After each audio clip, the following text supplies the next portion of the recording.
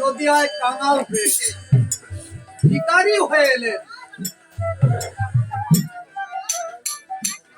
বাবা বার্ধক্যে গেছেন, ছেলের আয়ে যাদের চলতে হয়, একটু তাদের জন্য কথাটা শুনবেন। আমি যখন ছোট ছিলাম, আমি ছিলাম ছেলে, আমার বাবা ছিল বাবু। আমি যখন বড় হয়ে গেলাম, চাকরি করলাম, তখন আমি হলাম বাবা, আমার বাবা হয়ে গেলেন ছেলে। হরে কৃষ্ণ। অনেকবারই বলছি কিন্তু আসলে হচ্ছে না। এখানে রেখে দিই, একটু ভিন্ন লাইনে যাই।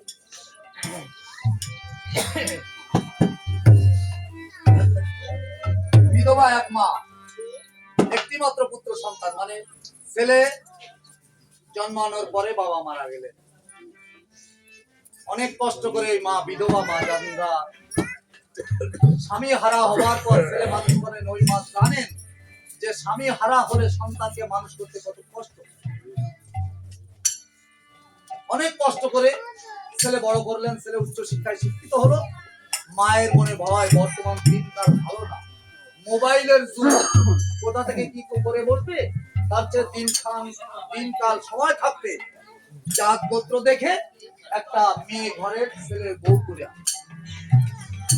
আমার মা বাবাও মনে মনে ভেবেছিলেন আমি বাবা মার একটি মাত্র পুত্র সন্তান, বোন আমার, আমি একা ভাই।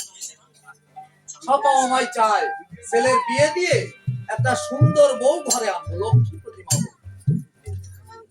কারো ভাগ্যে হয়, কারো ভাগ্যে হয় না। সবাই যদি সুন্দর মেয়ে বিয়ে করতে চায়, কালো মেয়ের কি বিয়ে হবে না? ওগুলোও হয়। ওই আমার মতো কানা পুরো ঘোড়া যেগুলো, এগুলো ভাগ্যে জমি।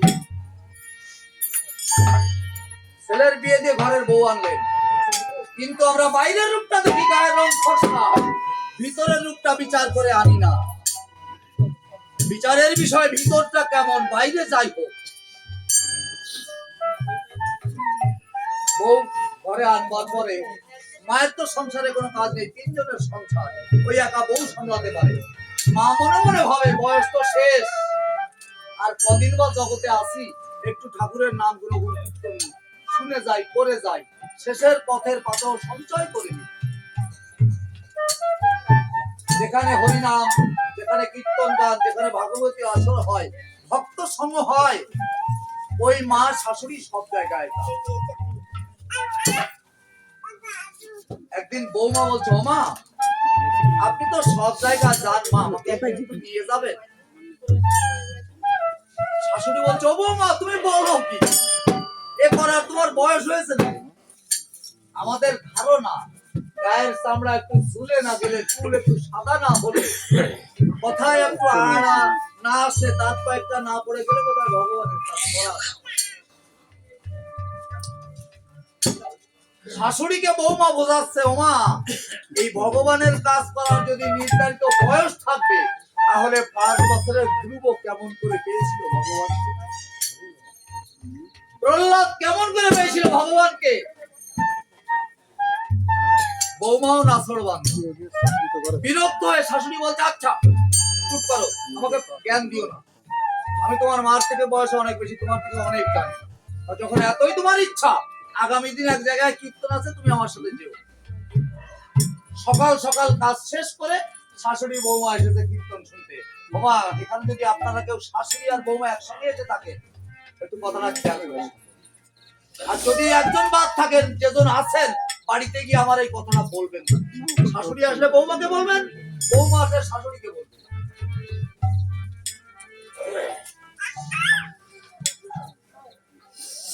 শাশুড়ি বয়স্ক লোক জানরা দেখবেন একটু প্রথম সারিতে বসেন, ভাবুক হৃদয়, প্রেমিক হৃদয়। আর নতুন বউ, ও তো প্রথম সারিতে বসতে পারে না, 2-3 সারি পিছনে বসে। কীর্তনিয়া একবার কীর্তনের মাঝে বলে গেছেন, যত্র জীব তত্র শিব। যার মধ্যে জীবন আছে তার মধ্যে ভগবান আছে। এটা কি মিথ্যে কথা? মিথ্যে কথা। যার মধ্যে জীবন আছে তার মধ্যে ভগবান আছে, চিরসত্য। কথাটা বৌমা কাপড়ের আঁচলে গিট দিয়ে দিল।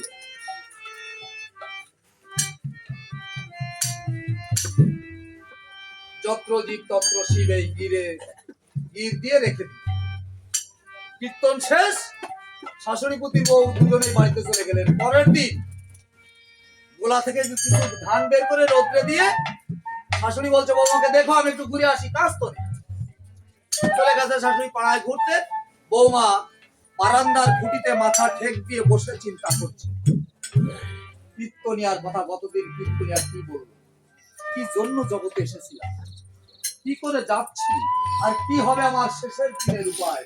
বৌমা কিন্তু বারান্দায় বসে নেই, ওই কীর্তনের মাঠে ডুবে গেছে। রাখে হরি মারেকে, মানে হরি রাখে।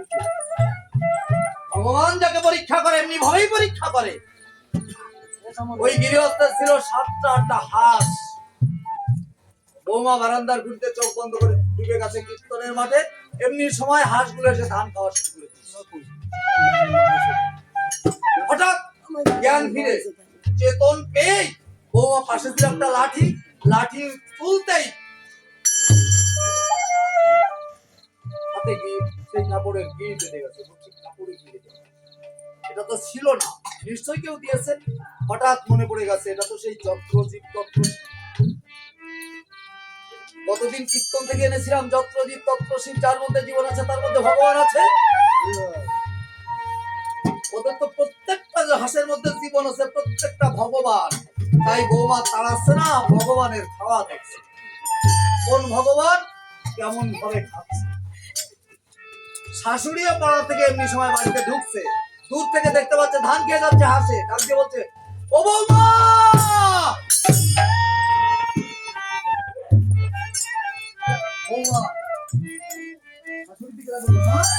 তুমি দেখতে পাচ্ছ না হাঁসগুলো ধান খেয়ে যাচ্ছে, আমার বাড়ির ধান। মানে আমার মতো শাশুড়ি যা বলতে পারে তাই বলছে। বৌমা কোনো কথা বলছে না, হাঁসও খাওয়াচ্ছে। কাছে এসে গাল বন্ধ করছে, কি ব্যাপার হাঁস তাড়াচ্ছ না কেন? বলছে, মা আপনি তো প্রতিদিন কীর্তন শুনতে যান, আমি গেছি একদিন। যতদিন কীর্তনিয়া বলেছিল যত্র জীব তত্র শিব, যার মধ্যে জীবন আছে তার মধ্যে ভগবান আছে। ওদের তো সবকটা ভগবান, ওদের সবকটার মধ্যে জীবন আছে। তাই আমি দেখছি কোন ভগবান কেমন ভাবে খাচ্ছে। শাশুড়ি বলছে, বৌমা এই জন্যই বলেছিলাম এই কীর্তন গান শোনার বয়স তোমার ভাই। সারা জীবন কীর্তন শুনেছি, এক মুঠ ধান কোনোদিন হাসে খায়নি। কেন জানো? কীর্তন শেষ করে উঠে দাঁড়িয়ে ওখানে কাপড় ঝাড়া দিতে হয়, বাড়িতে কিছু আনতে হয়।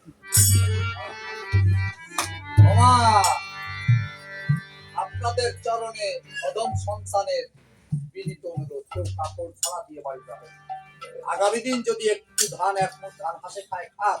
এই ভক্তের চরণ ধুলি, নববৃন্দাবনের ধুলি শেষের পথের বাধা হয়তো যেদিন ওই ভগবানের লিপ্ত হচ্ছে তার ওই কার দিয়ে দাঁড়াবেন। ভক্ত চরণ ধুলি আমার ভগবান হয়তো আপনাকে সেদিন নিজ মনে শান্তায় সেদিন ভগবানের পার করে দিও।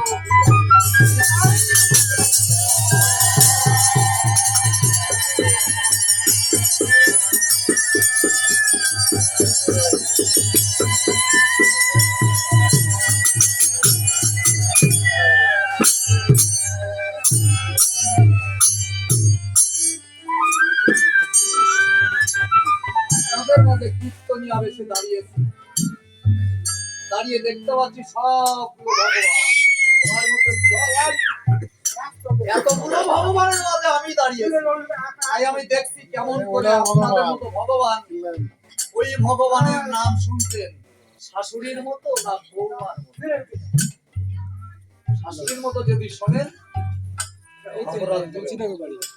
আস্তে উঠে চলে যাবেন, ভালো থাকতে নাও অপরাধ হবে না।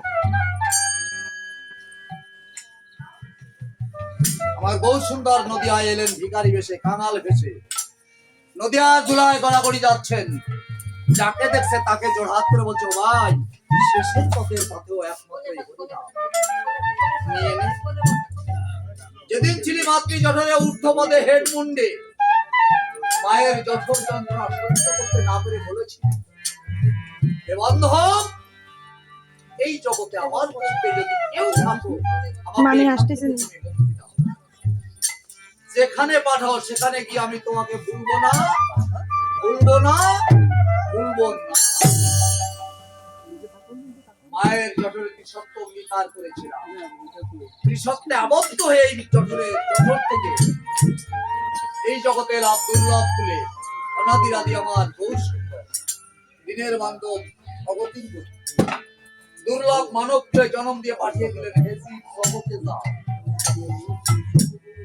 পাঠিয়েছেন জগতে। জগতে সে কি করছে? পিতা মাতা ভাই বন্ধু ধন সম্পদ ঐশ্বর্য পেয়েছে, গাড়ি বাড়ি সুন্দর স্ত্রী। আমাকে যে কেউ পাঠিয়েছে, আমি যে কারো সত্য অঙ্গীকারে আবদ্ধ ভুলে গেছি। আবার মনে পড়বে কোন দিন, ওই জঠর দিনের মতো যেদিন আমি অচল হয়ে যাব, হাঁটতে পারবো না, চলতে পারবো না, কথা বলতে পারবো না, শ্রবণ শক্তি থাকবে না। আবার আমার দরকার হবে তাকে।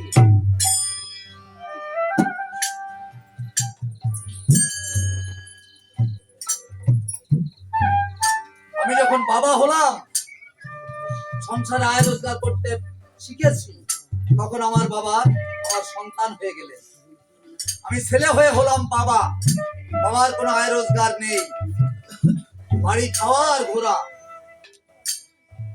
একদিন বাবা আমাকে বলছে, ছেলের ভূমিকায় বাবা আমাকে ডেকে বলছে, ও বাবা, বাবা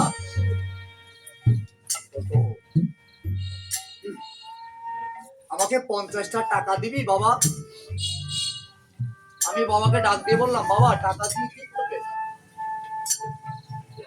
আমার বাবা আমাকে বলছে, বাবা পাশে এক জায়গায় হবে সাধু সঙ্গ, ভক্ত সঙ্গ হয়ে আমি একটু সেই ভক্ত সঙ্গ করতে যাব। বাহ। ছেলে বলছে, ও বাবা টাকা তো আমার কাছে না, আপনার বৌমার কাছে, আপনার বৌমার কাছে যাবেন, আপনার বৌমা আপনাকে দেবে। এবার বাবা গেলেন বৌমার কাছে, গিয়ে বলছে, ও বৌমা আমাকে 50টা টাকা দেবে বৌমা। ছেলে বলেছিল বাবাকে, বাবা টাকা দিয়ে কি করবে? সুরটা দেখেন কত নরম। আর বৌমার কাছে গিয়ে যখন টাকা চাইলো, বৌমা বলছে, টাকা দিয়ে কি করবেন? ভলিউমটা একটু অনেক উপরে। বাবা বলছে, বৌমা একটু ভাগবত আসলে যাবো, একটু ভক্ত সঙ্গ করতে দাঁড়ান দেখি। বৌমা ঘরে গিয়ে কিছুক্ষণ পরে বেরিয়ে এসে বলছে, বাবা ছেলে তো টাকা লেগে গেছে আপনার, কিন্তু 500 টাকা খুচরা নেই। অন্তরে বিচার করে দেখুন, ঘরের মধ্যে ছেলের কাছে হাত পেতে ভিখারি বেশে, কাঙাল বেশে 50 টাকা পাই। গেছে বৌমার কাছে, আবার হাত পেতে কাঙালের মতো বলছে, আমাকে 50টা টাকা দাও বৌমা। বৌমাও দিতে পারেনি।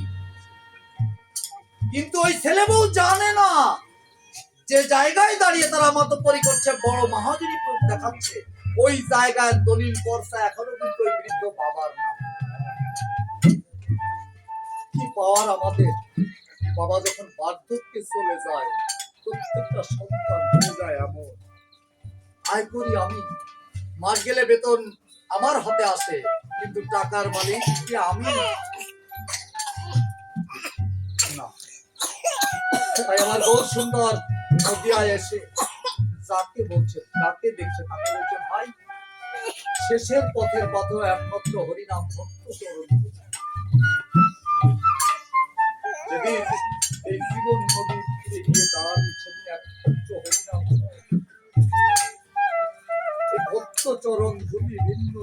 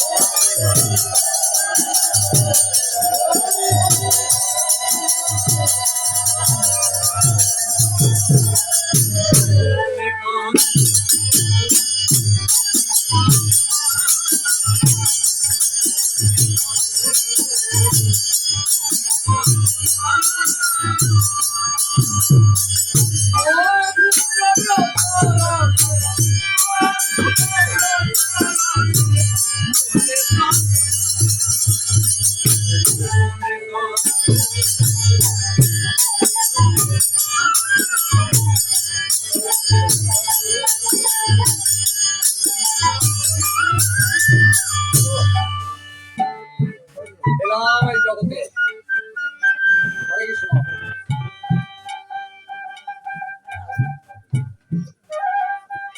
মাতৃ জঠর থেকে রাম দুর্লভ মানব কুলে জন্ম নিয়ে জগতে। এই জগতে এসে পিতা মাতা ভাই বন্ধু ধন সম্পদ ঐশ্বর্য সব পেয়েছি। অভাব বলতে আমার জীবনে কিছু নেই। অভাবই যদি আমার না থাকবে তাহলে ভগবান বলতে আমি কি চিনব?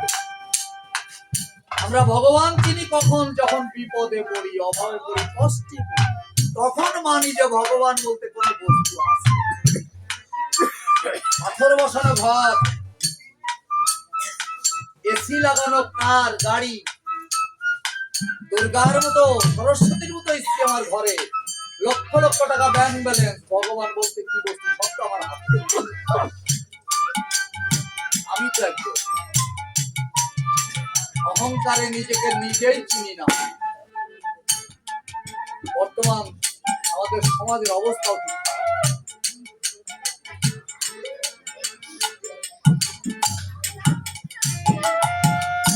বাবা, গীতার অধ্যায় কয়টি?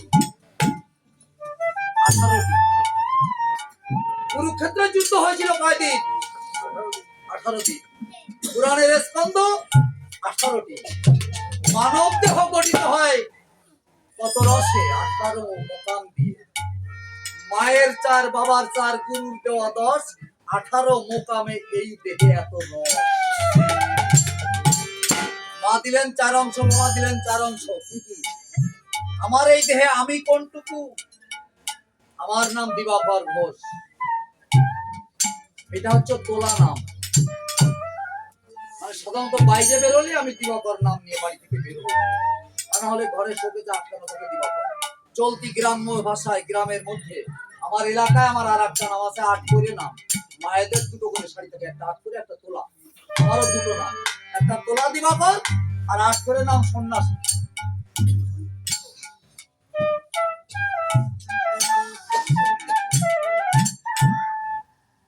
আমি যখন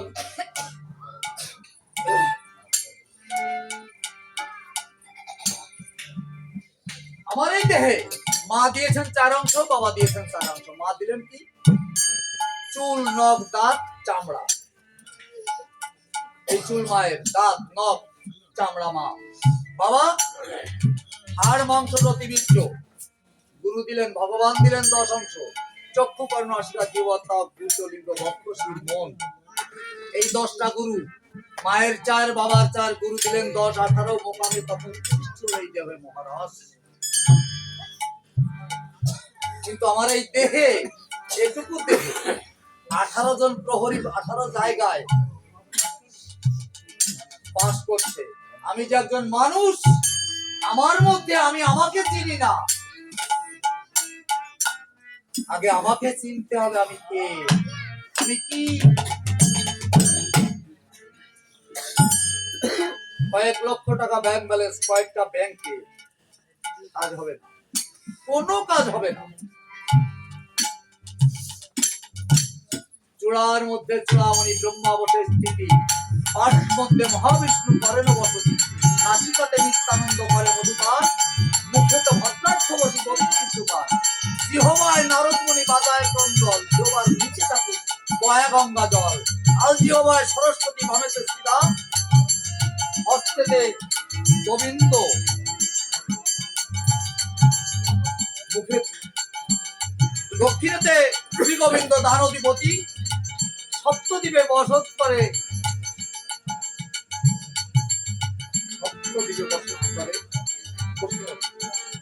নাভি বলে ব্রহ্মাবসী করিতেছে ধ্যান, লিঙ্গধারে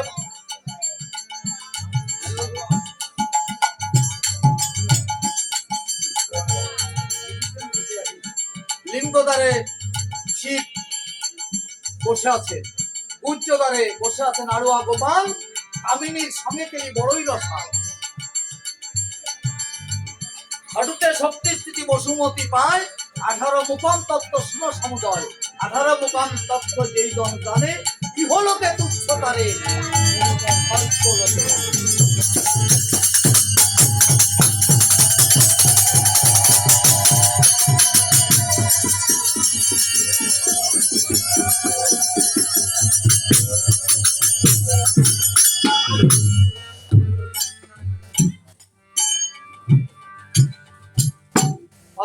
ধন সম্পত্তি স্ত্রী গাড়ি বাড়ি যেমন পেয়ে আমি আত্ম অহংকারে আছি, আমার বউ সুন্দর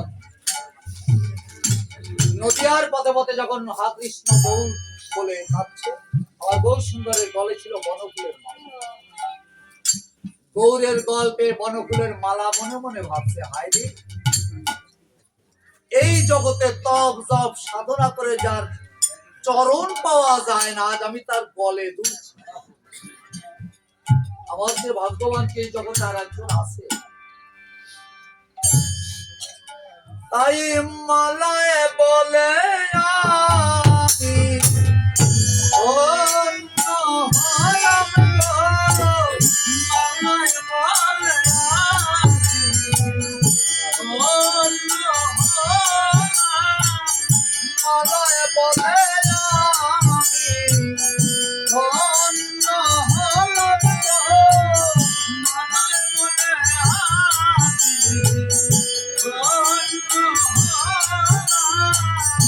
আমি ছিলাম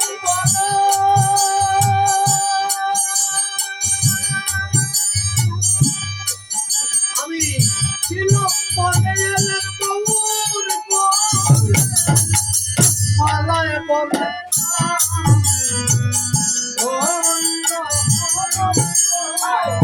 আমি ছিলাম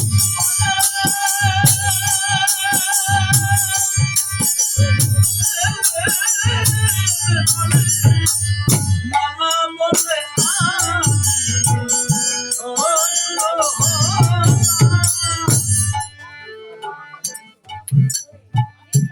মালা বলছে আমি ছিলাম বনে, আজ গৌরের গলে দুলছি।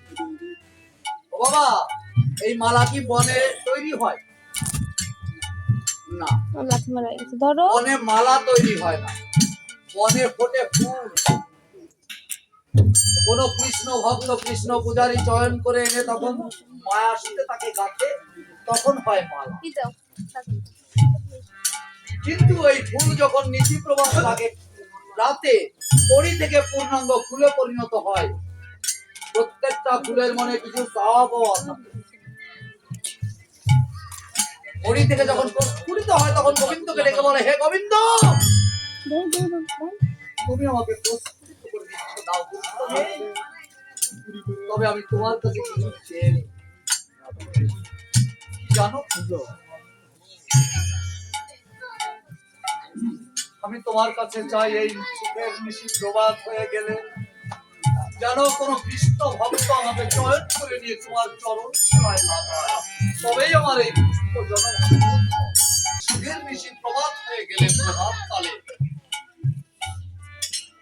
পূজারী পুষ্প চয়ন করতে যাবার আগেই অনেকে বিতর্কিত হয়ে পড়ে যায়।